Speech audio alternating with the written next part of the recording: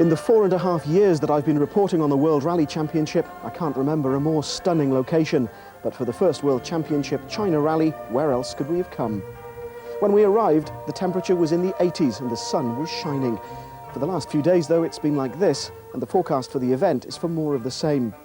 That means the stages should be very slippery, and there's already talk that the medical and communications helicopters won't be able to fly. Some of the drivers aren't too happy, so the next few days could be very interesting. The bad weather, the tail end of the typhoon which lashed Hong Kong as it turned out, forced the organisers to cancel not only the start ceremony but also the two longest stages of leg one. The China Rally's credibility was already starting to come into question, and it hadn't even started. I'm sure it's gonna be some sort of problem that of course it's same for everybody.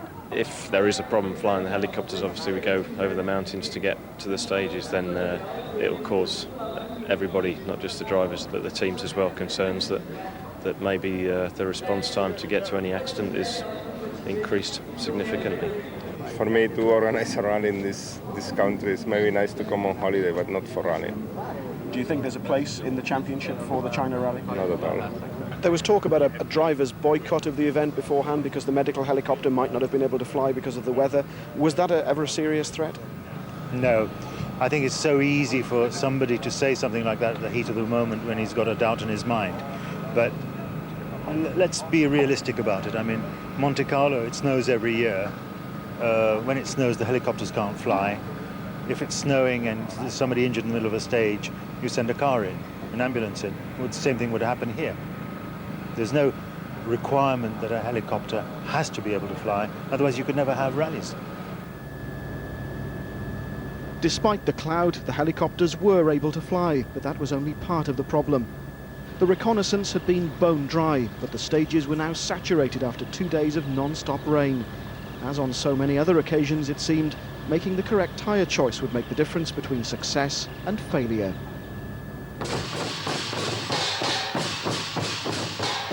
A traditional and noisy welcome greeted the competitors as they left the start ramp, and championship leader Tommy Mackinnon set off in a confident mood, reassured no doubt by the warmth of a new 2-year multi-million-pound Mitsubishi contract in his pocket.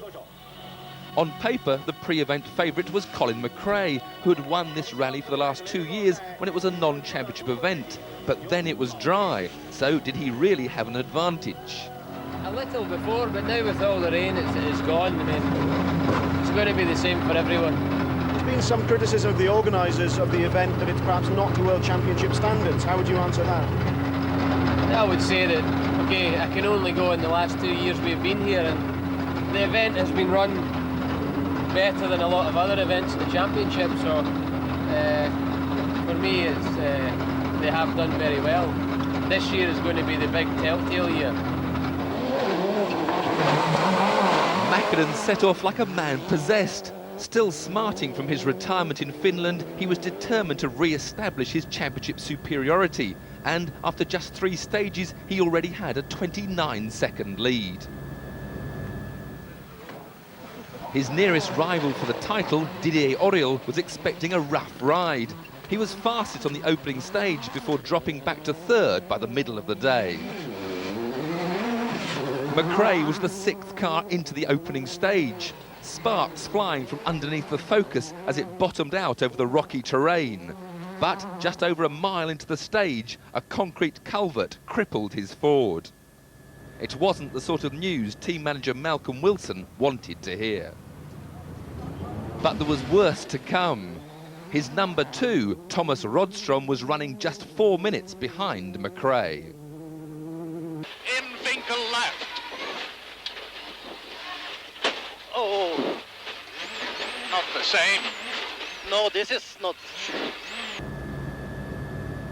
Just one look from Colin was enough to confirm the worst. About 2 k's into the stage we ran over a rock, which we had in the notes.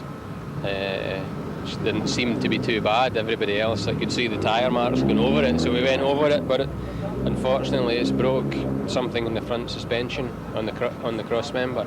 I hit exactly the same rock as Colin did, in a very, very slow corner.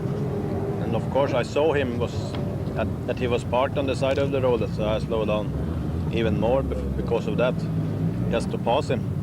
And then suddenly, ripped the wheel off. It was a big rock, but it wasn't a very heavy impact.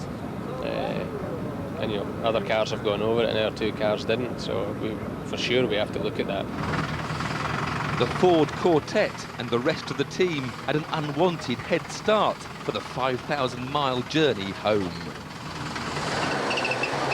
Subaru's Juha Kankkunen was fourth fastest on the opening stage, a performance which he repeated on the next two.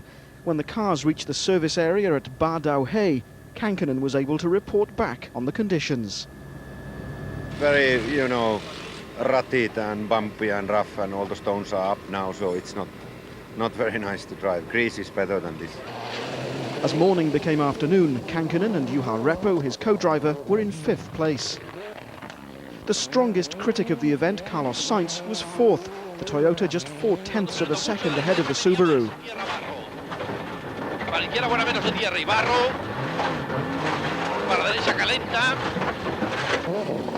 Tyres were Sainz's problem, a puncture on stage 3 costing precious seconds. Richard Burns and Robert Reid were in second place, nearly half a minute down on the rally leader, Tommi Mäkinen. 100. Left, max, 40, slight left in, to slight right on bump, go 150. Burns might have been charging, but Mäkinen's pace meant Richard was a frustrated man.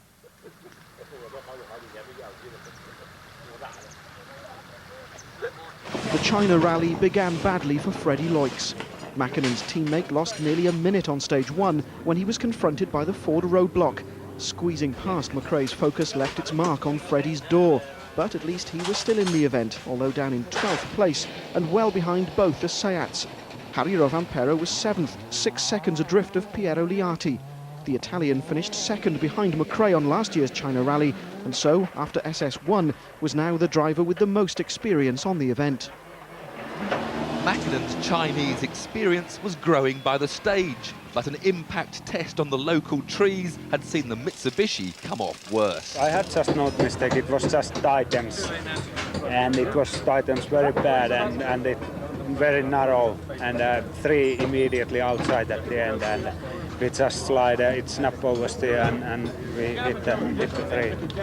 And then after that we spun, and I couldn't get immediately, I had to go backwards a little bit, and I tried to turn around the car, and I stalled the engine, and well, that's why we lost so much time.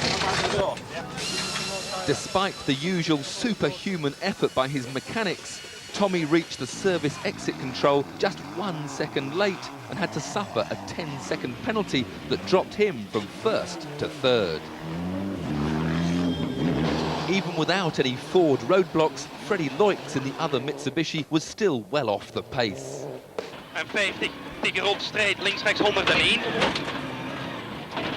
And before the end of stage 7, he was well off the road.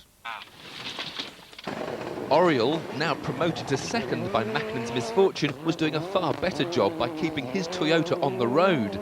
But when the road became a river, new problems arose. We have this quite a lot of water after the first right corner, and after 500 meters I have my engine, it's just misfire. I say, ay, and after I start again, so we lose 2-3 seconds. But okay, I mean, not big problem, it's still good. For the Seat of Piero Liati, though, it would be the cause of the end of his rally. Didier said he hit it, and the car was and then picked up. For Didier, yes. And for you, no? For me, no. Before, yes, the first time, yes, the same problem with Didier. And the second time, stop engine. Mäkinen's close encounter with the tree meant that the rally was now led by Richard Burns. Fastest on both of the last 2 stages of the day, Burns and his co-driver Robert Reid arrived at the final service area with an advantage of nearly 20 seconds over Didier Oriol and Denis Giraudet. Smiling he might have been, happy he wasn't. You're still smiling. Have you enjoyed the day? Not really. It's quite it's quite hard work. It's not really so much fun to be driving in these conditions when all you're doing is trying to keep the car on the road and also trying to stop the car being damaged. You know, it's not so much fun driving in that kind of situation. 19.8 seconds the gap between first and second, with Mäkinen now third, Kankinen fourth, Sainz fifth and Rovanperä sixth. Who'd have thought that even after the cancellation of the rally's two longest stages, leg one would still see the retirement of 4 of the top 10. Now, the team who suffered most, of course, were Ford, who should have been set up in this very spot for the final service area of the day, but instead are already on their way home to Cumbria. More a case of Hadrian's Wall than the Great Wall. Still, at least Richard Burns leads the rally tonight, although there are still 2 more days to go, and leg 2 promises more of the same.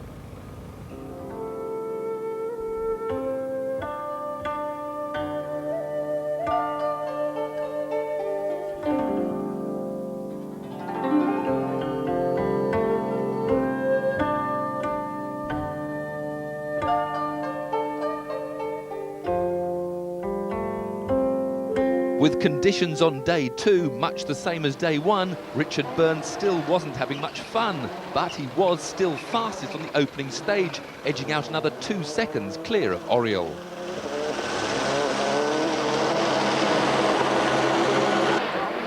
The Englishman looked well en route for his 4th World Championship win.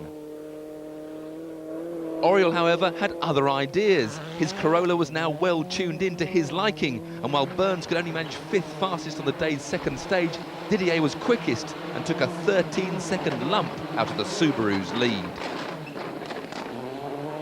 Mäkinen hadn't given up either, but he was 8 seconds off Burns' opening stage pace.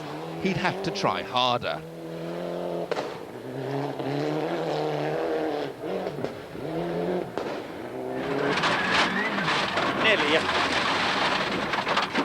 Oi perkele. Takaisin samaan tietä. He did. And extricating himself from the field cost him over 30 seconds. No damage was done to the Mitsubishi, but Tommy was now down in 5th, just behind Sainz and Kankinen, and looking rather sheepish. Kankinen was having another of his steady rallies. Like Sainz, he never seemed at ease in China and only managed 1 top 3 time over the first 14 stages. But he'd be there to pick up the points if the pace setters faltered. Flat left, okay, 50, very long, okay, left slip it. 50, crest 70.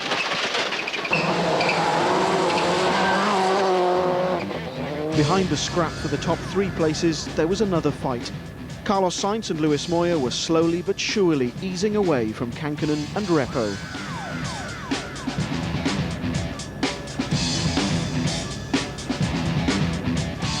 Mäkinen's off on stage 10 meant that the Toyota was now 3rd. Para derecha calienta corta, para izquierda por en tercera, para derecha calienta se tira poco. But arriving at service, Sainz remained in the car. Whatever the cause, the Spaniard still wasn't happy.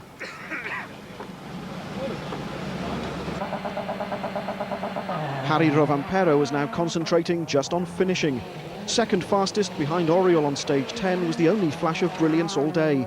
Rovanperä perhaps already thinking of his employment possibilities for next year.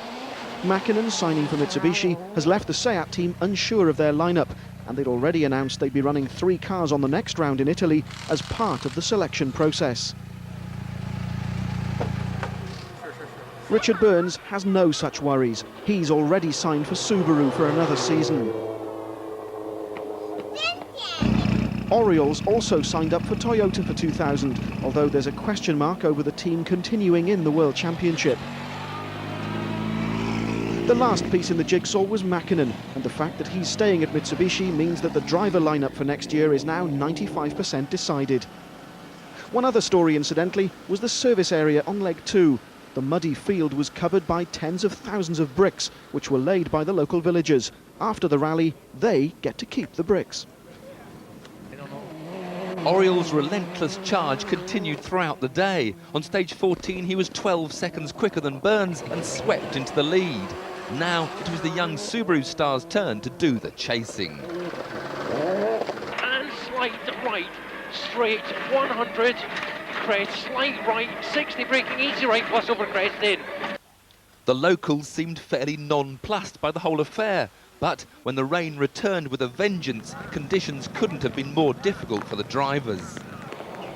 Kankanen's Subaru was showing signs of an off-course excursion. But the service halt revealed that the culprit was not the driver, but the flailing tread off his tyre.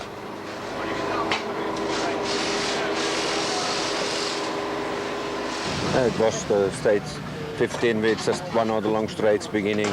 Suddenly the tire exploded and, you know, we lost just the tread. And then after, of course, you know, I was thinking to stop to change, but then just continued slowly to the end, but lost 2.5 minutes there. And then the last one was very slippery also. Juha had, however, at least survived to the end of the day, because after being fastest on 4 of his last 5 stages, Mäkinen was out. It was quite general grip all the time, very slippy.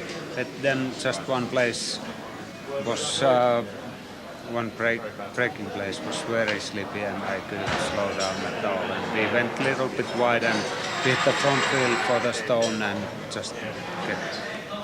Sainz thus regained the 3rd place he'd lost to the recovering Mäkinen, but it still didn't seem to make him any happier. The problem is when you run 2 times these stages with the rain of the last 2 days. Some of the stages were really in a bad condition, the second time especially.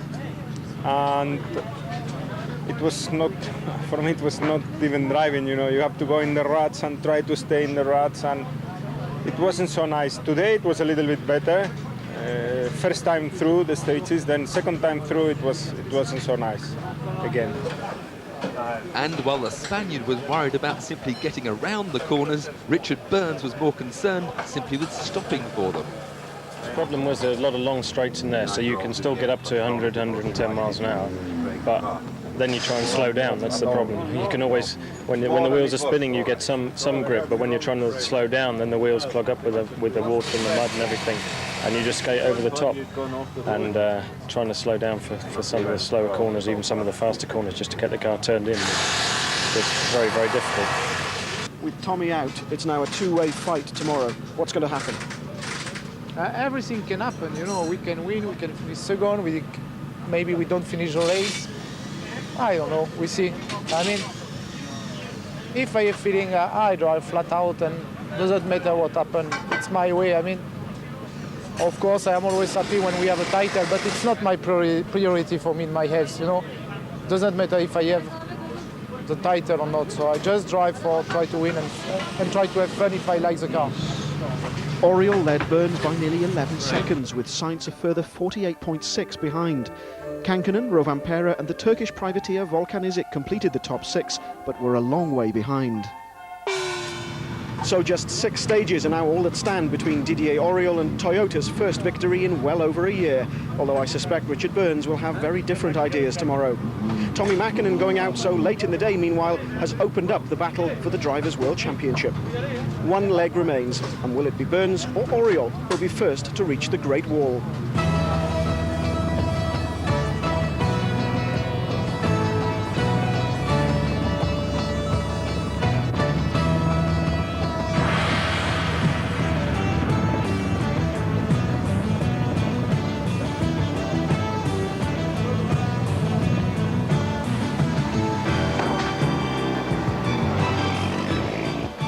Now running first on the road, Auriol slipped and slithered his way through the mud. The Toyota, though, was fastest on stage 17, the first of the day, extending Didier's lead by another 2.2 seconds. On stage 18, Auriol was quickest again, gaining a further 5.6 seconds. Then came stage 19, and crucially perhaps, the Frenchman was 13.2 seconds faster than the Englishman. Burns had nothing, it seemed, with which to answer. A gap of 10 seconds at the start of the final leg was now over 31 seconds, and only 3 stages remained. Luis Moya and Carlos Sainz might have been spectators as far as the battle for victory was concerned, but set the third fastest time on all of the day's first 3 stages.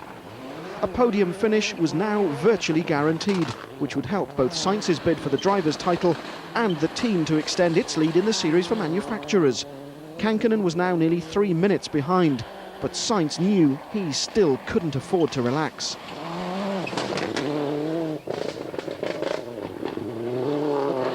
Neither could his teammate, although Oriol sensed victory was almost within his grasp. A brilliant tyre choice had trebled his lead in just 3 stages, but with the last 3 being exact repeats, Didier knew a poor selection could still cost him the rally.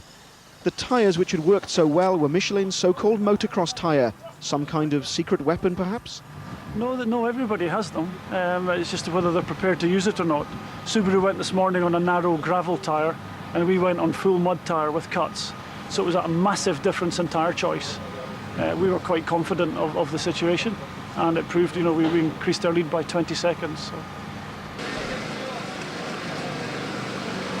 It's a lot more difficult than we thought when we first came here this morning. The gravel crew said it wasn't so bad some places with mud, but it turned out to be like a lot of slush, if you can describe mud like that. It's just a sort of 20 or 30 centimetres of millimetres of mud on the top of a hard road, so the tyre can never hit down to the surface. Still 3 minutes behind Sainz, Kankkunen wasn't so concerned with tyre choice.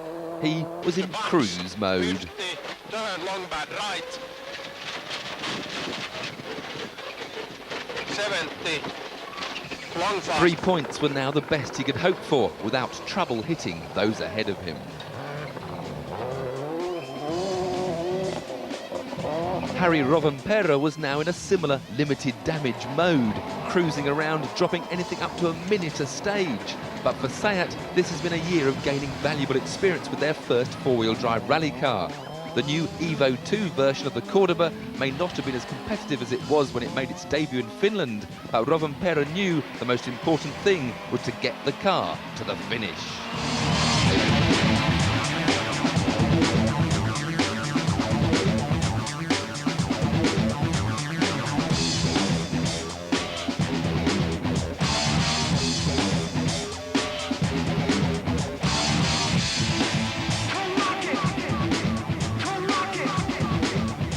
Volkan Isic in his privately run Corolla World Rally car benefited from all the works retirements, and 6th place would give Turkey its first ever World Championship point. But there were no surprises in F2, where Alistair McRae brought his Hyundai Coupe home 10th overall, giving the South Korean manufacturers their 4th class win of the year, McRae's 2nd. And next year, he'll be behind the wheel of their brand new Accent World Rally car. Sainz finished 3rd, despite a broken gear change joystick on stage 20. That stage saw Burns set the quickest time, 5 seconds faster than Oriol. Maybe the battle still wasn't over. Flat left 40, right max cut to water 40, fast left minus cut times water, to fast left plus 150. The sun had finally appeared and the mud was drying.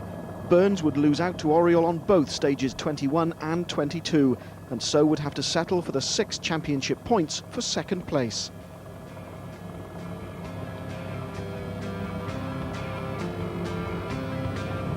Oriol, though, was desperate for 10 points. Despite that heart-stopping moment, Didier and Denis Giraudet set the fastest time on both the last 2 stages.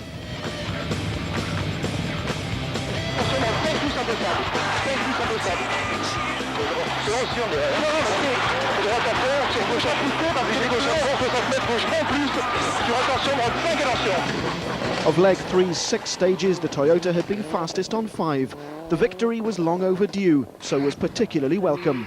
Richard's time 10:18.4, 10:18.4. Well done, guys. Thanks very much.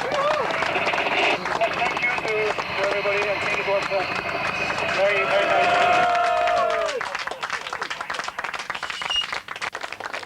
Oriol arrived at the final service area to find a mechanic's guard of honour waiting. There was no disguising his delight. Despite all the problems on the recce and the fears about safety, the rally had passed off virtually without incident.